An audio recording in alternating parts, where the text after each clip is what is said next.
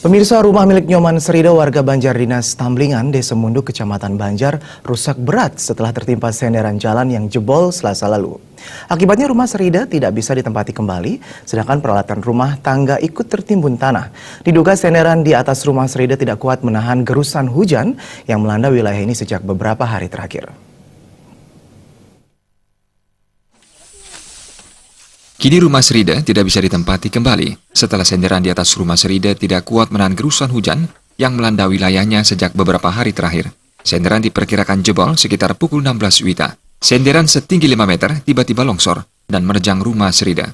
Untungnya saat kejadian tidak ada orang di luar rumah, sehingga tidak ada korban jiwa dalam kejadian tersebut. Terjangan material senderan merobohkan tembok rumah dan masuk hingga ke ruang kamar. Saat ditemui di lokasi kejadian, Srida mengatakan kejadian tersebut tidak diketahui secara pasti. Saat itu dirinya bersama istrinya sedang berada di kebun. Saat kembali dari kebun sekitar pukul 17 WITA, dirinya terkejut karena tetangganya ramai berada di dekat rumahnya untuk melihat rumahnya sudah tertimbun longsor. Ketut Srida berharap pemerintah daerah atau dermawan lainnya dapat membantu meringankan beban yang dialaminya.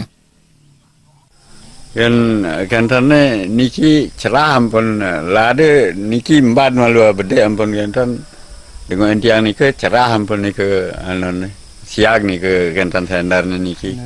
Ampun gantan takut yang dari ki lemah-lemah gantan kalian gantan ke bukit yang ngaret nih. Karena ampun takut yang nongosen niki ajak tiang gantan ngaret ke bukit dadong nih. Sementara Klien Banjar Desa Tamblingan, Wayan Sarika mengatakan BPBD telah menindaklanjuti berita tersebut dan sudah memberikan bantuan berupa sembako. Wayan Sarika bersama pihak desa akan berkoordinasi terkait pembersihan material dan bantuan rumah untuk Nyoman Srida nanti. Nah kemudian kami tindak lanjuti ke desa, kemudian dari desa menyampaikan ke BPMPD. Nah tadi pagi kebetulan juga bersyukur tadi pagi dari BPMPD datang memberikan bantuan berupa sembako. Untuk sementara, Srida dan keluarganya mengungsi ke rumah anaknya yang berjarak sekitar 500 meter dari lokasi kejadian. Hingga kini, Wayan Srida mengaku masih trauma dengan kejadian tersebut. Komang Yuda, Bali TV.